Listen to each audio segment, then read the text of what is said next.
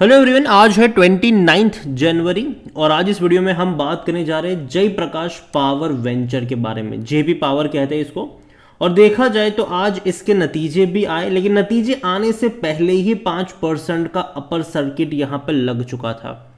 जो results actually इसके आए हैं वो मार्केट क्लोज होने के बाद आए हैं और बात करेंगे इसके नतीजे के बारे में, जो कि काफ़ी अच्छे हैं, बुरे नहीं हैं।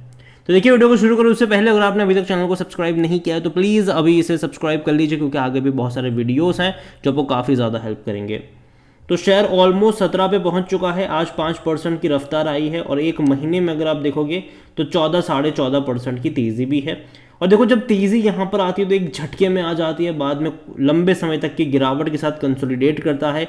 आज वापस तेज़ी यहाँ पर बनी, हो सकता है कि कल भी तेज़ी देखने को मिले क्योंकि नंबर्स अच्छे आए हैं।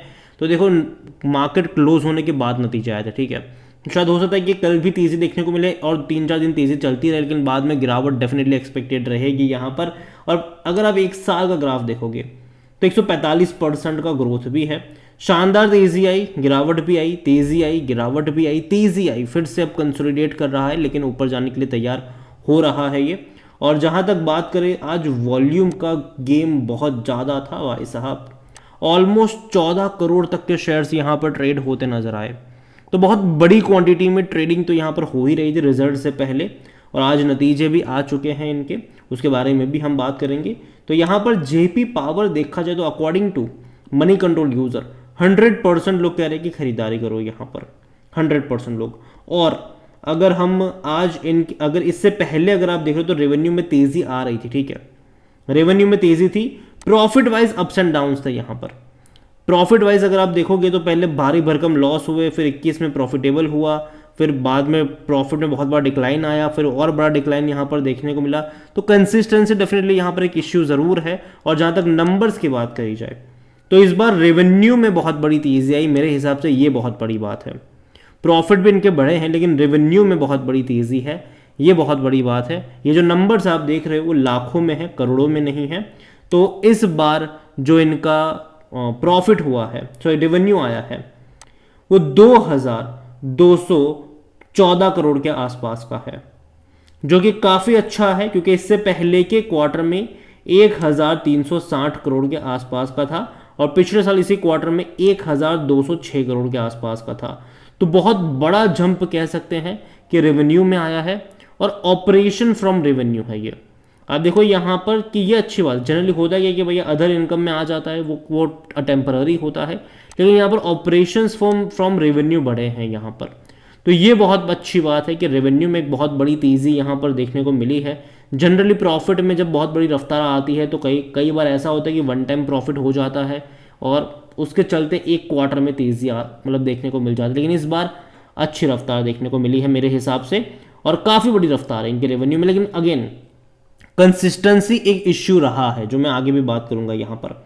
और खर्चे भी डेफिनेटली, जब रेवेन्यू आप देखो कि भैया इतने सारे रेवेन्यू आ गए, खर्चे तो खर्चे भी उस तरीके से बड़े ज़रूर हैं यहाँ पर।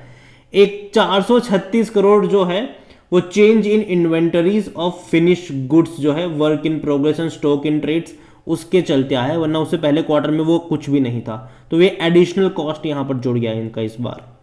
इसके अलावा कॉस्ट ऑफ मटेरियल भी देखोगे तो ये भी यहाँ पर बढ़ा है, 1118 करोड़ का है, जो इससे पहले के क्वार्टर में 880 करोड़ के आसपास का था। लेकिन हालांकि पिछले साल इसी क्वार्टर में ये बहुत ज़्यादा भी हुआ करता था। तो धीरे धीरे डेफिनेटली अगर आप एंड नंबर हम यहाँ पर देखते हैं तो कहीं ना कहीं इनका जो प्रॉफिट है वो काफ़ी अच्छा है। 173 करोड़ का इन्होंने मुनाफा कमाया है, जो कि पिछले साल इसी क्वार्टर में लॉस में भी थे, 216 करोड़ के लॉस में थे ये लोग, और इससे पहले के क्वार्टर में तकरीबन 68 करोड़ के प्रॉफिट में भी थे। तो पिछले 3 क्वार्टर से ये प्रॉफिटेबल हुए हैं, मैं आगे बात भी उसके बारे में करूंगा। तो यहाँ पर देखो नंबर इस बार के काफ़ी अच्छे हैं। और देखो, प्रॉफिट से ज़्यादा जो एक्साइट मुझे करा है वो यहाँ पर ये है कि इनके रेवेन्यू में बहुत बड़ी तेज़ी आई है, और खास करके रेवेन्यू फ्रॉम ऑपरेशंस में एक अच्छी रफ्तार देखने को मिल रही है। ये एक अच्छी और पॉजिटिव चीज़ है मेरे हिसाब से इस कंपनी के लिए। और जहाँ तक बात करी जाए यहाँ पर इनके वैल्यूएशन को लेकर, तो अभी तो नेगेटिव में है, क्योंकि देखो बहुत कम क्वार्टर में प्रॉफिटेबल हुए हैं, बहुत सारे प्रॉफिट इनके क्वार्टर में लॉस भी देखने को मिला है।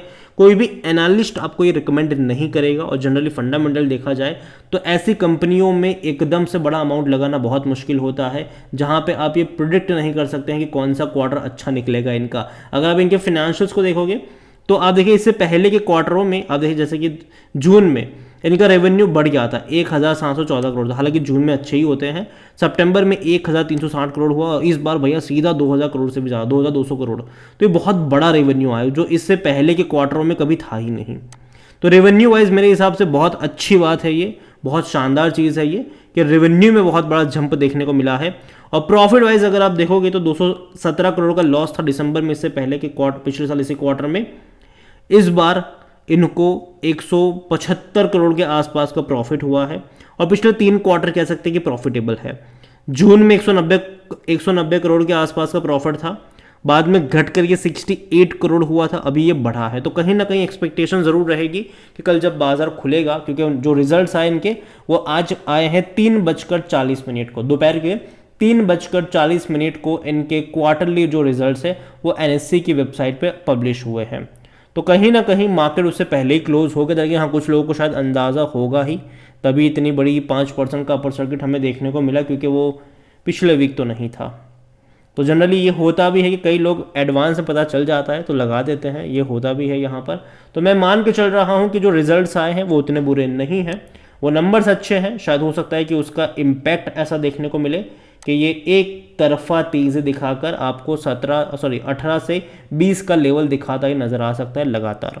उसके बाद कुछ टाइम रुकेगा, थकेगा और एक रेंज के आसपास अटकेगा। जैसे कि अगर आप ग्राफ यहाँ पर देख रहे हो तो पता चलेगा एक बड़ी रफ्तार आती है, कंसोलिडेट मतलब थोड़ी सी गिरावट के साथ कंसोलिडेट करता है, बड़ी रफ्तार आती है, गिरावट के साथ कंसोलिडेट करता है, बड़ी रफ्तार आ गई यहाँ पर।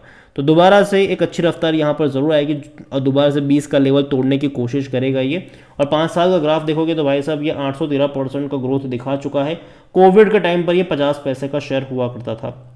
हालांकि अगेन फंडामेंटली उस टाइम पे काफ़ी ज़्यादा वीक था, तो ये कहना कि भाई साहब उस टाइम लगा दिया होता तो ये होता, अगेन वो एक जुआ ही होता।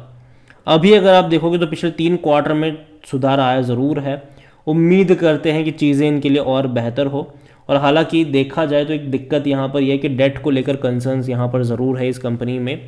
डेट को लेकर कंसर्न्स ये इसी में नहीं, एक और कंपनी है JP एसोसिएट, वहाँ पर भी हालांकि 7% की तेज़ी JP एसोसिएट में भी देखने को मिल गई, और इसके भी नतीजे कल आने वाले हैं।